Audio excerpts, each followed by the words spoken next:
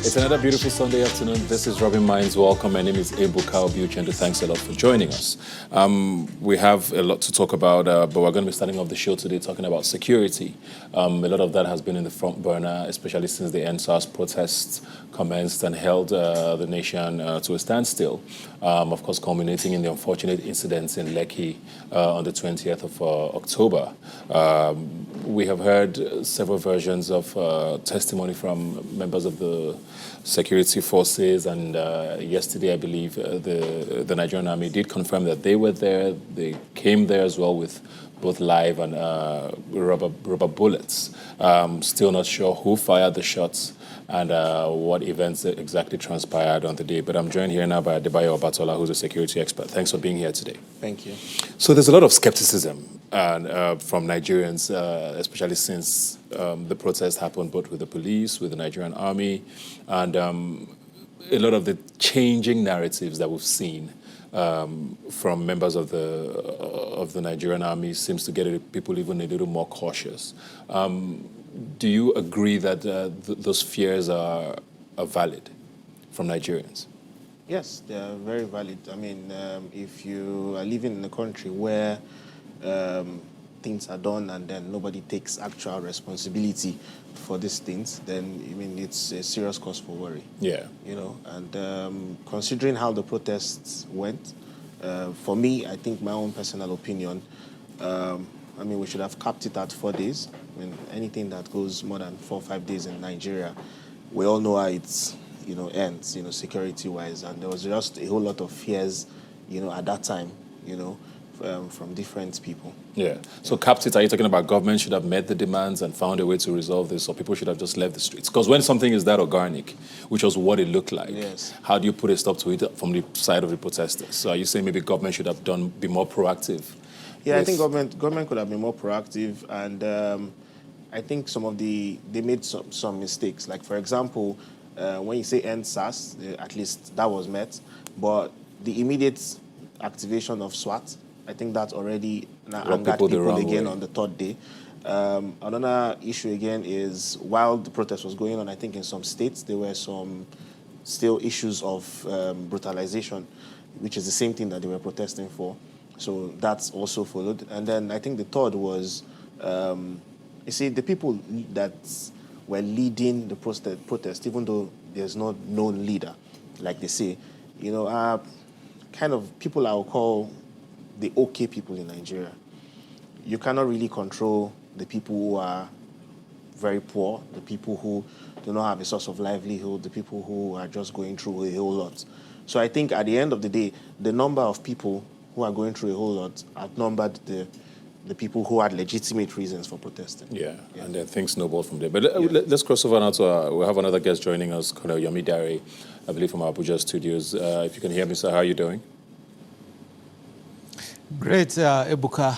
Thank you very much, and it's a very good afternoon to you. Thank you very much for joining us. I want to go straight into it and still talking about, the Nigerian army, because talking about trust and just how a lot of Nigerians have become very skeptical, especially with the changing narrative that we seem to have heard from the Nigerian army. It started off, of course, with the complete denial of even being there on the 20th of October and up until yesterday now when we've heard the testimony from the spokesperson saying that they were there, they also had live bullets and rubber bullets, but that they did not fire any shots at the protesters. Considering how the stories continue to change, where does this leave you and other Nigerians, you believe, with regards to trust with our security operatives? Thank you very much, Ebuka. One thing I'd like to say here is that it is a common knowledge as we speak that this matter is before a judicial commission, and I believe this is a body of very competent, responsible Nigerians who are looking into what has really happened, and they are still studying things. So I'll just advise here at this point in time that we allow this matter and wait until we get the outcome of the judicial commission into the incident that took place at the Lekki toll gate in Lagos on the 20th of October. So that's what I'd just like to say for now, because again, I'd like to say here that there's no perfect fix anywhere. The Nigerian army or the military, as we speak, still remains the bastion of any lasting democracy. So we must try as much as possible to respect our military and to trust our military. I think it will not do us any good if we continue to flog this matter.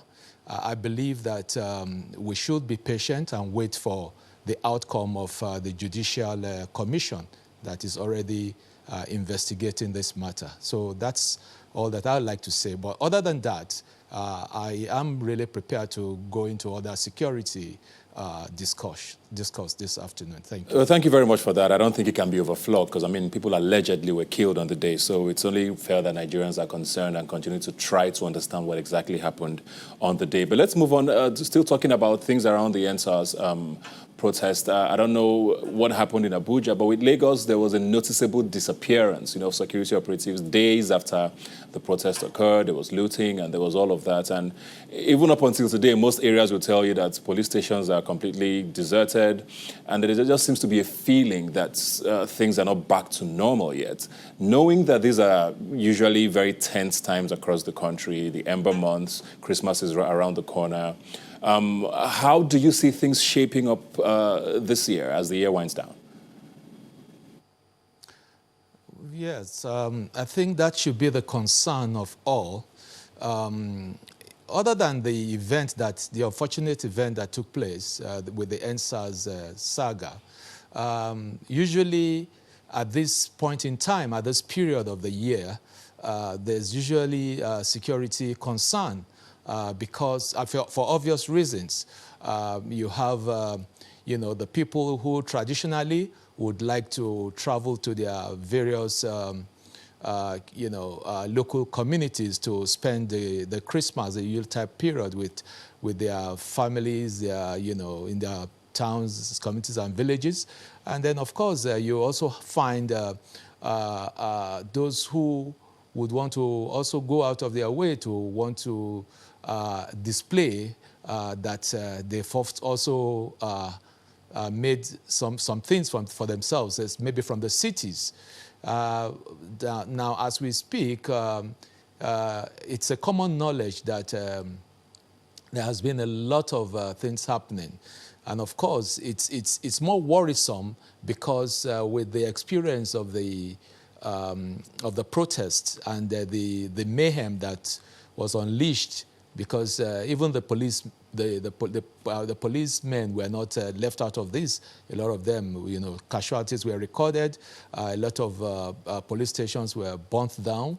A lot of facilities, structures, were destroyed. Then, of course, we are also aware that in a place like Edo State, prisons were attacked and, prisoners were let loose, and a lot of them are outside there, So almost every day, almost every, hour, you find one heinous crime or the other. So it's really worrisome. It's very worrisome. What I'd just like to say is that we have a lot of work at hand, and we cannot shy away from this.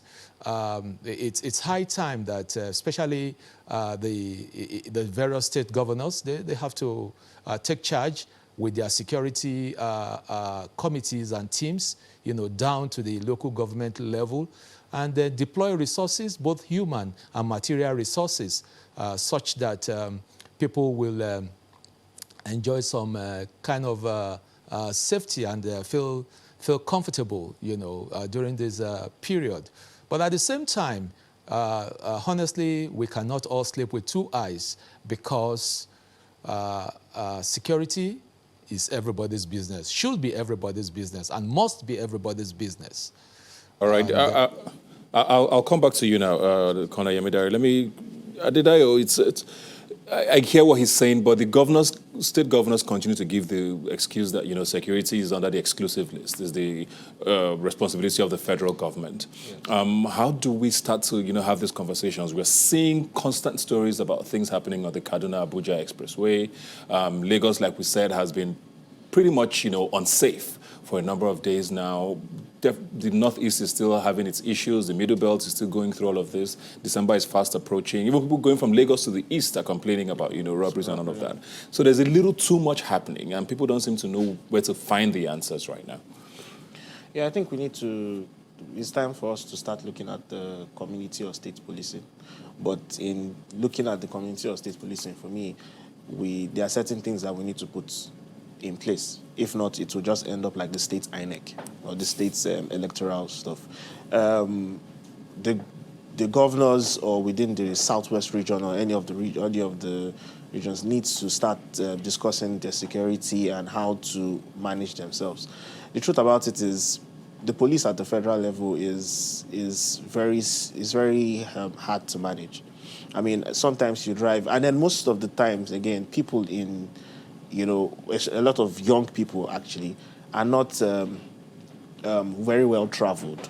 So most times they can't really discuss, some of these things. For example, if you're driving from Sokoto to, say, from Zamfara to Sokoto, I mean, you have just massive land on a single road, one-lane road. No police. Maybe you just find immigration checkpoints, checking people coming from outside the country on the road. Finish. That's all. So most times there's no police presence. If you drive from Lagos to, say, Benin, there's close to 25 checkpoints of different security agencies. But if you drive from Abuja to Goso, for example, Zamfara, you find maybe just Abuja-Kaduna Expressway where you find SAS, and after then, that's it. Not really security present. So it's almost like they put more pressure on one side, and then there's no pressure on the other side. Why do you think that is? Well, I really don't know. Maybe there's so much. It's something that I've really thought about. Maybe there's so much travel that goes on this side, on this other side, or maybe they just don't want to stress the people on the other side. But I mean, there's a conversation about the fact that there's a lot of money to be made here from checkpoints. From this side, because there's a lot more activity. Yes.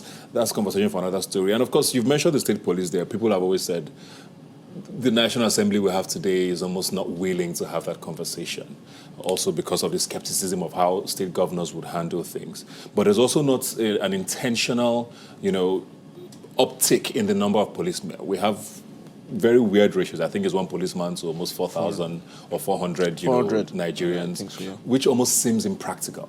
How do we, if we're not going to start talking about state police, why are we not doing enough with our federal police?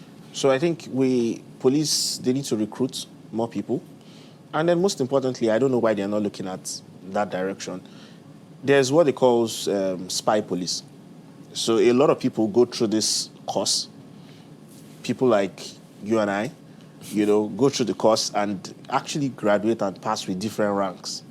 While they will not come up with something to say, okay, if you're willing to be absorbed into the Nigerian police now as a normal, regular staff, you can come. I mean, there's a lot of people. So you find these people, they are actually police officers banded by the same law, but they are drivers, they are bodyguards, they are private security as against joining the security. Yeah. Then you find one honorable with 50 policemen. He has maybe 10 in his house, 10 in his constituency office, 10 in Abuja. Why? 50 policemen, one. I mean, I just got back from Kenya, and part of the discussions there is, having to see people then withdraw police from a lot of their government officials. When you have 15,000 policemen escorting money just on a daily basis. So they are doing all of those changes, and I think it's time for us to start doing the same thing here. Yeah. And just be more deliberate. Colonel Yemidari, let me come back to you. I mean, every time we have a security conversation, state police continues to come up. Everybody seems to think that's the way forward. But from the government side of things, we don't see just any sort of eagerness, to have that conversation. Why, and is that really the answer? Thank you very much, Ebuka. Well, you can see me smiling because the community policing, state policing, I think that's just the way to go. We have been playing ostrich with this, whether we like it or not. We just have to face the reality, you know. And aside that, let me just quickly, you know, go into this area. Aside that, because my colleague over there spoke about, you know, a retinue, people, you know, officials, high government officials or politicians moving about with a retinue of policemen. And yet you say there are no policemen, you know, to perform security duties for the citizens who are really, who rightly deserve protection, you know. I think that the Inspector General of Police should put his feet on the ground and do this once and for all. Because we have private security outfits who can provide good security for people, you know, because these policemen that are attached to all these government officials, you know, or politicians, these people are paid by the state. Notwithstanding that, of course, I believe that most of these politicians and the government officials must be giving them extras too. And of course, they'll probably will be enjoying that like this. But the truth again is that the ordinary citizen is suffering. You know, people are left, you know, vulnerable, you know, and the hoodlums, you know, they are out there, they are unchained. So there's need, first and foremost, to withdraw these security men and let them go back to their legitimate duties, you know. And aside that, of course, there's need for more for recruitment of more policemen. But the truth again is that you cannot, you know, really get enough of policemen. Hence, we need to deploy technology. And what am I talking about? For example, my colleague there made mention of the notorious Kaduna-Abuja highway. So what do we need there? Why can't we deploy drones there? For crying out loud. We can afford it. We can deploy drone there on surveillance. Or worst case, we can have helicopters, you know, keeping surveillance on this route. And if worst case scenario, because there are so many villages, for example, the Kaduna-Abuja highway, you have so many villages there. If it means, you know, I mean, kind of finding a final solution that is relocating them away from that highway, such that the crime wave there is reduced. And the same thing goes for the Abuja-Lokoja road, because these are very, very notorious black spots, you know. So the same thing goes in there. You can deploy drones there for surveillance or deploy helicopters there to keep surveillance. So I think this will go a long way in checkmating all the incessant incidents of kidnapping, of banditry, you know, along these routes. Now, to community policing. Community policing, especially at this point in time, it is very, very, very germane, you know. Because, say, for example, in a community, nobody comes in there without the people knowing. They will definitely know that there's a stranger there. And if it's a stranger that is not holy, they will report such presence to the chairman of the security committee within the locality. So I think the issue of community policing is very, very important now more than ever before, okay? And of course, state policing too. So like he said there, I do agree. There's need for us to decentralize the police force. There's need to decentralize the police force. And I'm not stopping at decentralizing the police force. There's also the need, you know, for like a recycling, you know, a recycling, because things have really gone bad. To the average man, he believes that, oh, every policeman, before you even ask him for a bribe, by the body language, he's expecting you to give him something, you know? And then how far can you go with that? Thank you very much, Colonel Yomidara. I mean, these conversations have to keep on going. There's so much we need to talk about, but unfortunately, we've run out of time. Thank you very much for joining us. I guess the general message here is for people to try as much as they can to, like you said, not sleep with both eyes closed, especially in the coming months. And as much as the Nigerian security operatives will hopefully be doing their part, we also need to do our part to stay safe and hopefully see the new year. Thanks for joining us. We'll take a break and be right back. Please don't go away.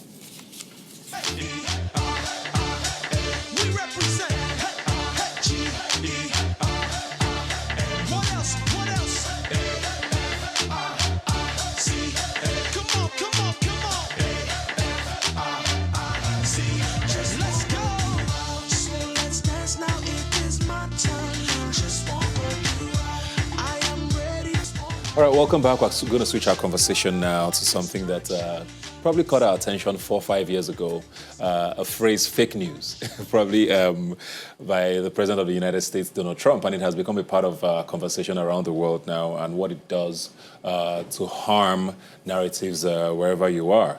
And I'm a huge fan of traditional media, of course, which is why I do what I do, but I'm also a huge fan of social media and the battle of how what should be validated as news continues to rage. And I'm joined now by Kaderi Ahmed, who's the founder of Dara Media and the CEO Radio Now. Yes. Thanks for being here today. Thank you so much, Ebuka. Yes, I think you're kind of like me. You're a huge fan of social media, but you're also in love with traditional media. You do a lot of your work there. Yes. First of all, how do you reconcile that? You know, should there be a reconciliation even? Well, first of all, it's important to explain that when we talk about fake news, there's what is called disinformation, which is a deliberate attempt by people using the media to sort of put out information, change a narrative, start a narrative using things that are not factual. And then there's misinformation where genuinely people make mistakes, right? And as a result of that, you know, they either get caught in sort of the people who are trying to use disinformation, or for whatever reason they make a mistake. Now, I think social media is absolutely critical at the times that we live in. Why? Because it has sort of democratized information. And so this idea that you can shut down social media is just an anathema to me as a journalist who's a great believer in sort of people's rights to know. So, and we've seen how social media has sort of enabled people who are voiceless and who don't have a voice to actually articulate and tell their stories. So that is really, really not negotiable. But it is true that you have problems when that information is not right or it is designed to stoke problems. So what do? I think there are a number of things, and it includes, for example, what we've seen happening with the tech companies. There are some things that the tech companies, the Twitters, the Facebook, the Instagrams can do. And then traditional media, which is also beginning to use social media platforms, internally making sure that you've set up processes for verification and don't be so eager to be the first with the news, because you have a responsibility to your listeners. And I think internal controls and also industry-wide regulation. So self-regulation, I think, is really, really critical. But a third part of it, and which I think is something that we need to put into our curriculum, is what is called media literacy. And so from the time a child grows in this particular generation, you should teach children from school how to be able to tell what has been manipulated, what has not, and how to be discerning. In places like France and Germany, this is now becoming standard, you know, as part of the curriculum, because they understand that you can't dial back the hand of the clock. And so the most important thing is to just equip people to sort of be able to tell for themselves what is going on. Sorry, Coach, how do you do that? Because we live, like you said, in a time where virtually anything is thrown out. We find grown adults who see information and run with it.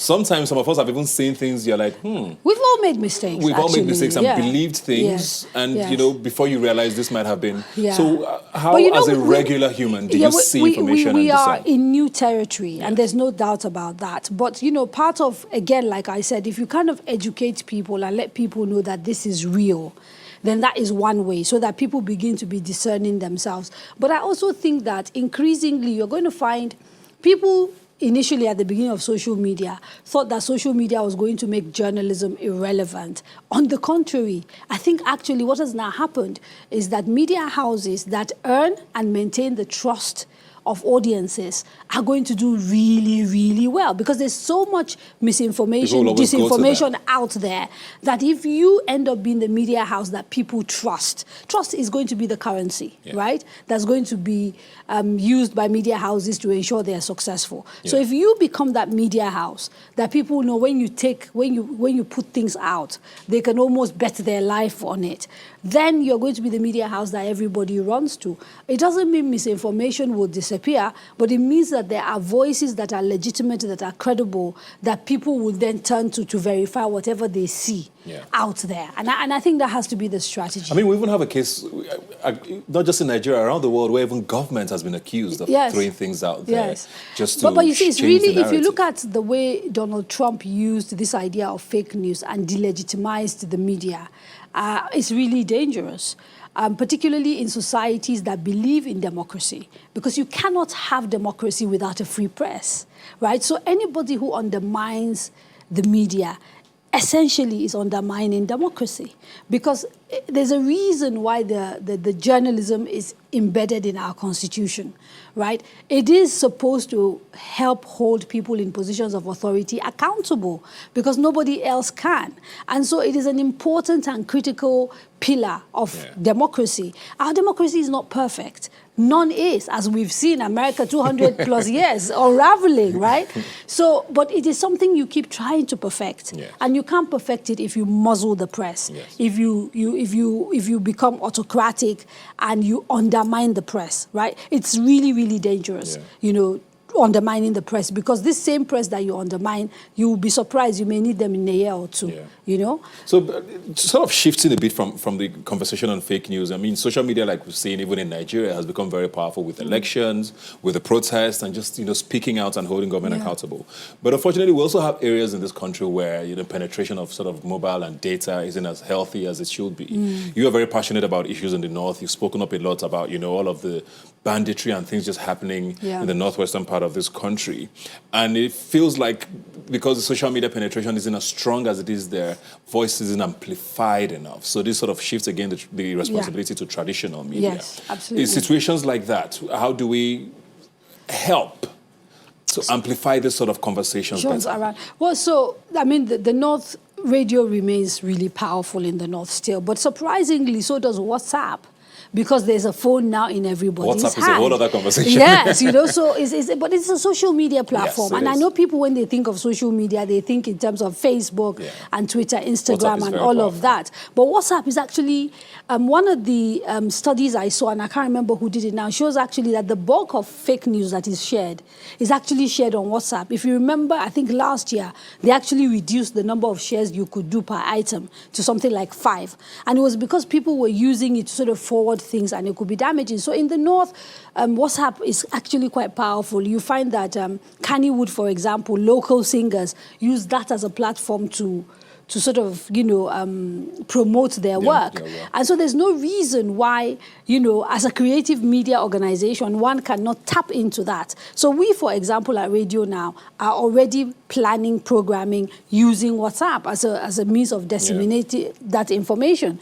So, but that's not to say that you don't need developmental journalism. So our radio stations, our TV houses have a responsibility to become the voice of the voiceless. There are people living on the fringes of society whose concerns, whose problems do not make it into the mainstream.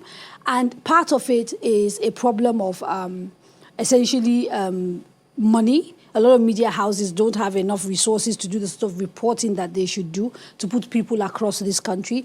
Part of it is a lack of training, but there's also a part of it which is simply the fact that you're not at the table.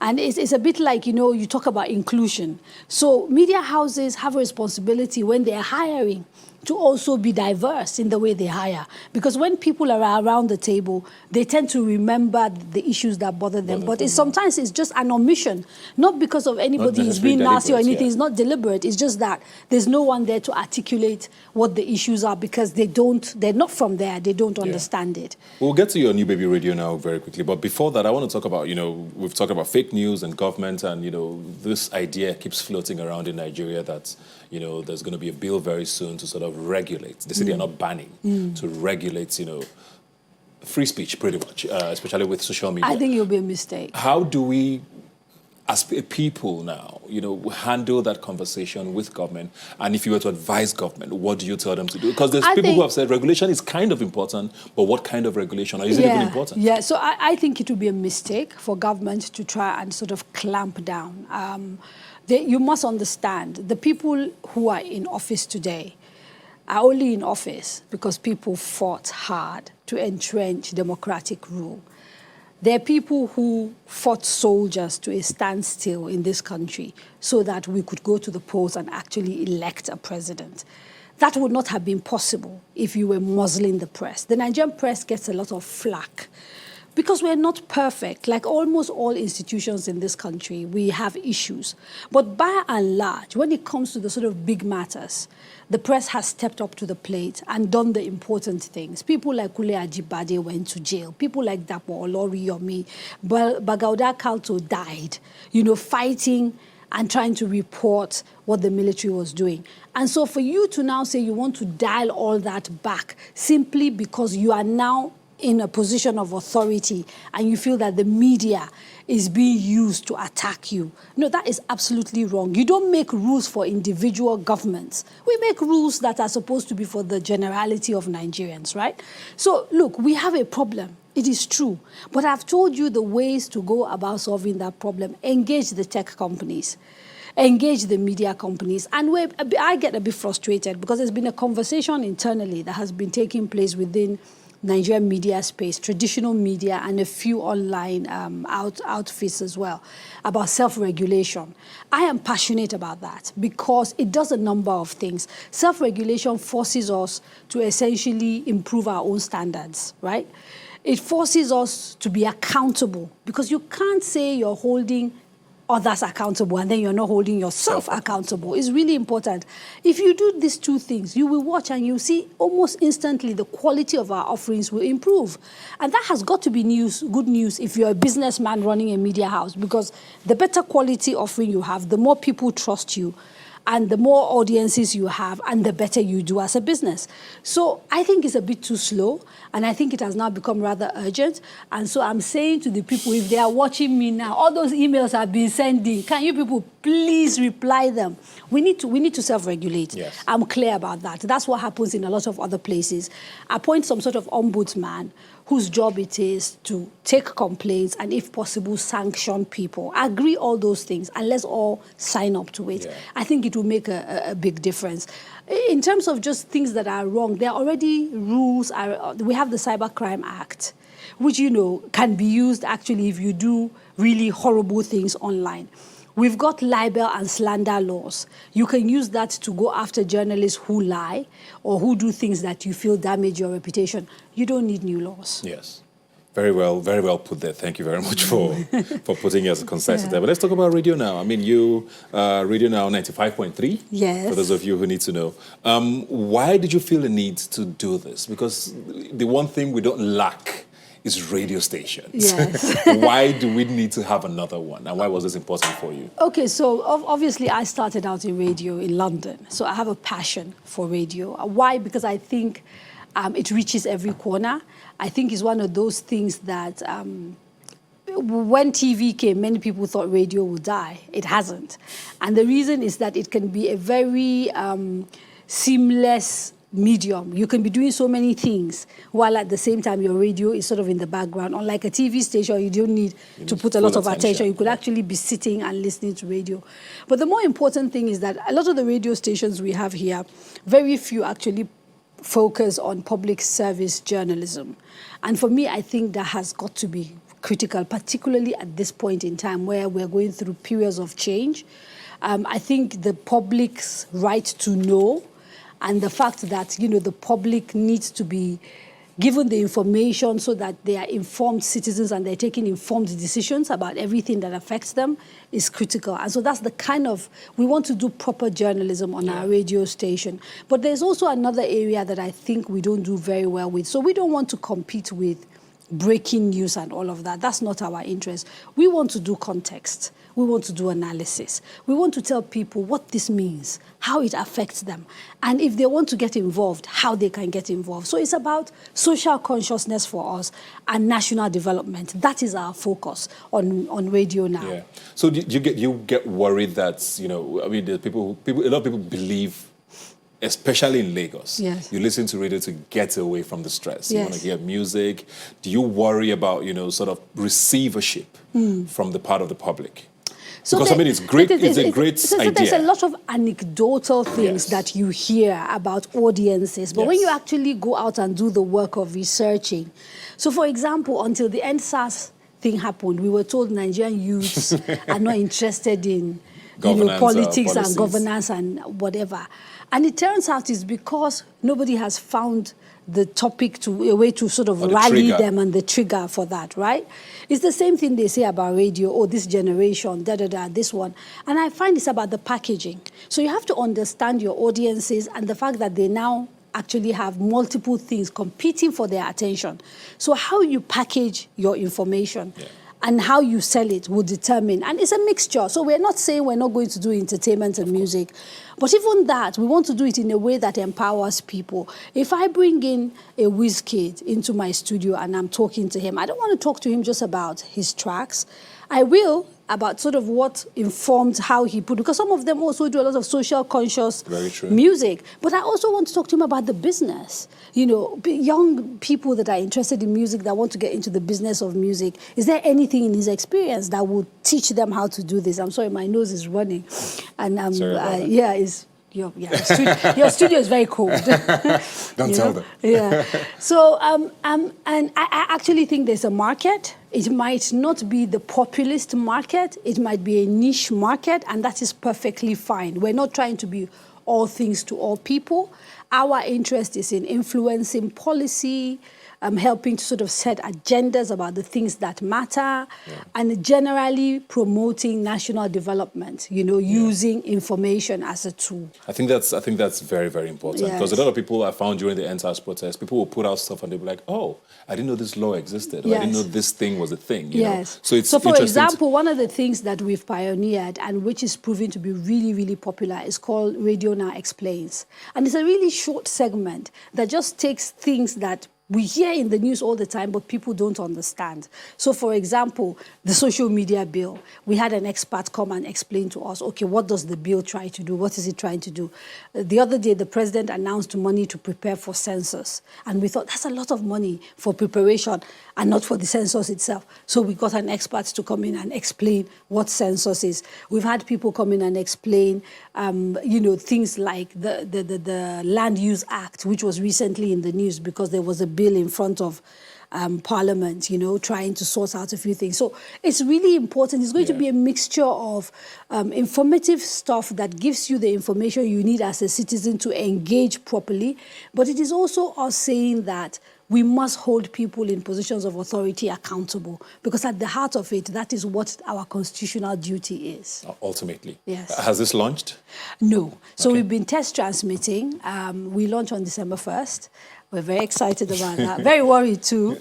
But we will be on 95.3 FM for people in Lagos, and then we are online as well, so people can actually also hear us from across the country. Anywhere they are. Yes, so tell us about this boot camp thing you're working on for trainers or something. Yes, so I have a lot of goodwill. I'm a very lucky woman. Red Media, which is run by Chude Jidonwas, and Adebola. Chude and myself were colleagues, and I like to think that at some point I was his mentor. I like to take credit for things I didn't do. But, they basically, I'm working with them, and they've sort of volunteered their skills, their resources to help me find and train the next generation of radio producers, journalists, etc., etc. And so it's a 2-week boot camp, and it's been going very well. Okay. Yes. Amazing stuff. Yes. So we're bringing in new people to sort of help us, run this radio station, because we think sometimes it's better to bring fresh people who've not, don't have ideas, and allow them to just be creative. Yeah. Thank you very much. Radio Now 95.3. Test running now, but it's going live on December the 1st. So make sure you join in and learn a few things, most importantly. Thanks for joining us. Thank you so much, Ebuka, for having me. Thank you. See you after this. Don't go away.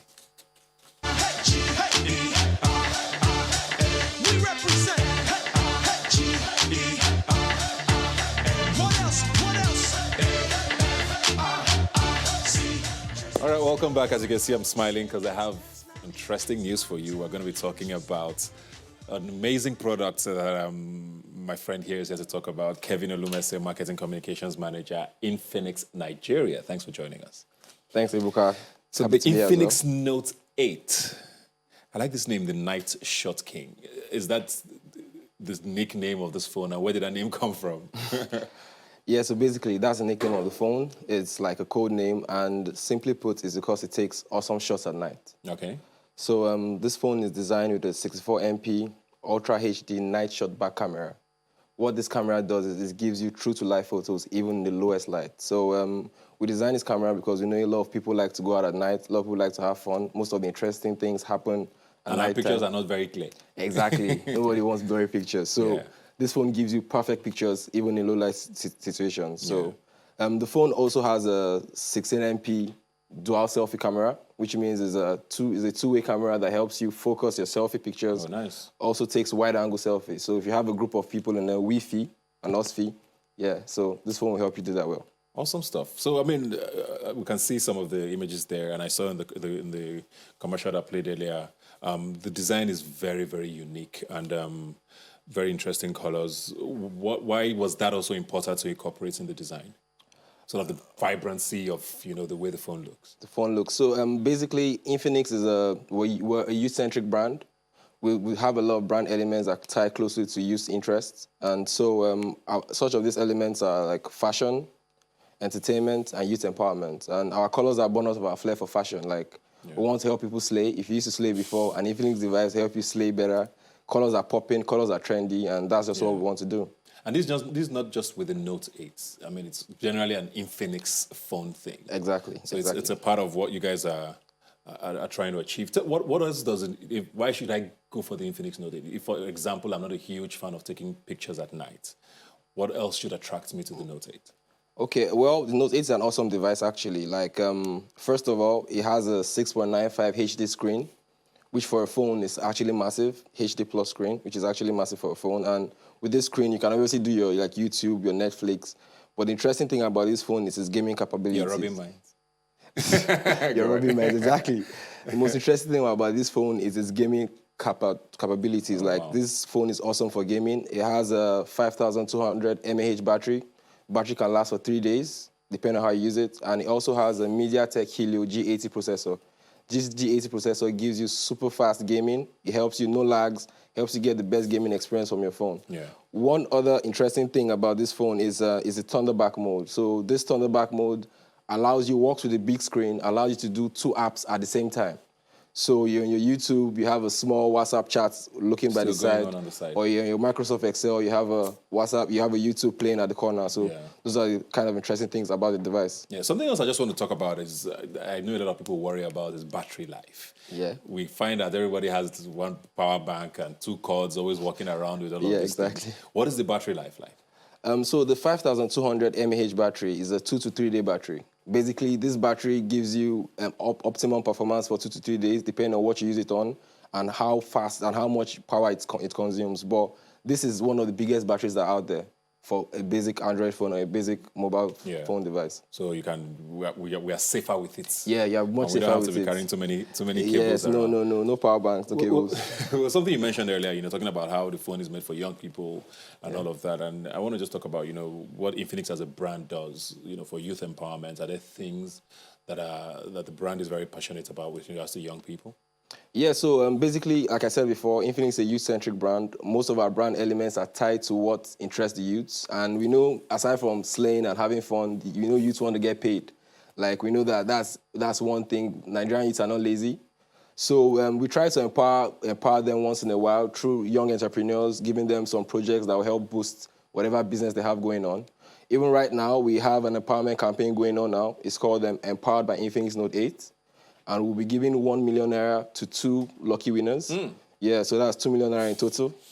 Yeah, and all they have to do is just send a business plan with a few details on how they're going to spend 1 million naira to upgrade their business or start a business. And just send it with the hashtag Empowered by Infinix Note 8 to any social media channel, Facebook, Instagram, or Twitter. or say tag at Infinix Nigeria, and we'll get you noticed, and you might be one of the winners. So I need people to understand this, because I don't want you to rush this thing, say. Yeah. There's 1 million naira up for grabs. 1 million naira. $1 million naira. And all you need to do is come up with a business plan. Yes. Put it on Instagram or Twitter or Facebook. Yes. Use the hashtag Empowered by Infinix Note 8. Empowered by Infinix Note 8. Exactly. And tag the social media handle at Infinix Nigeria. 1 million naira. Am I eligible for this? Well, you are, bro. I think that's absolutely amazing. Yeah. And considering the times, a lot of people have gone through a very hard year. Exactly. And I think that's actually very commendable from you guys. Let's just go through the social media handles so that they don't say that we did Ojoro and they didn't know the handle to tag. Yeah. So on Instagram is what? At Infinix Nigeria? Yeah, at Infinix Nigeria on Facebook, Instagram, and Twitter. The same name, at Infinix Nigeria. So if you want to be eligible to win this 1 million naira, to start off your business, don't go and use it for 30 December. To start off your business, courtesy of Infinix Nigeria, just put up a business plan that you think you want to work on, a business model you want to work on. Tag Infinix Nigeria and use the hashtag Empowered by Infinix Note 8. And you might just be eligible. Amazing stuff. Any other thing we need to know about Infinix? Well, there are a couple of things that we have coming up at the moment. Like we said, we're closely tied to entertainment. Entertainment is what Infinix loves. We also have a campaign as well, which is called the Hot 10 Stars. This stuff is when we're going to empower just some young entertainers. So we're specific for entertainers this time, and we're giving 3 entertainers the chance to feature on a song with the top artists in Nigeria. We're not telling the top artist's name yet, but it's going to be big. It's going to be someone that's well respected, and we're going to help them promote this song so that they can also have a chance at stardom and blow, as they say. These are very good initiatives. I mean, we don't hear many brands who do things like this, and it's very, very commendable that you're doing that. I need to reiterate this again. At Infinix Nigeria on Facebook, Instagram, Twitter is the handle. If you want to be a part of this, put up a business plan, send your tweets or your Facebook or Instagram post with the hashtag Empowered by Infinix Note 8 and tag these handles, and you might just win $1 million naira for yourself. Thank you very much. This has been absolutely amazing, one of a kind conversation. Looking forward to anything else you want to say quickly before we go. Yeah, well, basically we have a couple of things coming up as well. Okay. Infinix is going to be sponsoring the Turn Up Friday show. Oh. Turn On Friday show is a show on African Magic coming up. And this is also born for our love for entertainment as well. We know people want to have fun, people want to engage themselves, and it's interesting because we're starting it on Black Friday as well. So it's going to be dance and discounts that are going to be all through the day. We have a partner website which is called ng.xpark.com. That website actually is a partner with Infinix, and we're going to have a lot of discounts coming through those guys as well. So it's about the more we use the discounts, it's going to be Turn Up Friday, it's going to be dancing, it's going to be a lot of fun. We also have as well, this Black Friday period is going to be awesome for discounts on our sites. It's going to be places where you can win stuff. Basically, at Infinix Nigeria is the place to be. Anything you want to do, anything you want to get up to, go there because we have a lot of stuff coming up and it's actually going to be awesome. So Black Friday is this Friday, right? Yeah, this Friday. This coming Friday. It's coming Friday. So it premieres on that day. What's the website again? I need you to say these things slowly so that people can, because grab there's plenty things to grab. Enjoy. Exactly. Yeah. So the website is ng.xpark.com. Okay. That is a partner website for Infinix. But as well, Turn Up Friday stuff are going to be happening on our social media handles at Infinix Nigeria, and of course on the Turn Up Friday show itself. So you're turning up and winning things basically as you go along. That's it. Amazing stuff. You didn't bring a T-shirt for me though. I have one for you actually. Amazing stuff. I don't want to go into the details of how much this will cost, talking about the Note 8, but it's available on sale now for anybody who wants it. Any particular places they need to go to get it? Well, basically, we have two versions of the Note 8. We have first we have a Davido limited edition of the Note 8. This edition was specially designed by our brand ambassador, Davido himself, and it's part of our flair for entertainment when we sign one of the biggest, if not the biggest, everybody loves Davido, so. In Africa. So so we have him as our ambassador, and we felt like we want to give a personal touch with him and our devices. So he specially designed this phone. He has his touch on it, and that edition is limited. Only for 30 BG gang. If you really belong, maybe by mouth now. If you are 30 BG, you get the. What do we need to show that why we belong? The Davido limited edition phone now. So you can get it from any slot store. It's authorized exclusively for slot stores around Nigeria. Okay. While its stocks last. But for the regular Infinix device, Infinix Note 8 device, 128 gig, you can get it at any authorized dealers. for just under 100K. That's 90,400, which is a fair price for a phone that good. And yeah, so any authorized Infinix store in Nigeria, or of course ng.xpark.com. Yeah. Thank you very much. So much. Note 8 launched. If you're just joining us, I don't know where you've been, but so much has happened. The Note 8 is launched. You can win #1 million. Just being a part of the Infinix Note 8 conversation. Turn Up Friday premieres on Friday, Black Friday, and Infinix Note 8, or the Infinix as a brand, is a part of that conversation. And just make sure, go follow all their social media handles at Infinix Nigeria. Thank you very much for being here today. Thank you as well. Like I always say, you can follow the conversation on Twitter. Rubbin Minds now is the handle. I'll see you next Sunday.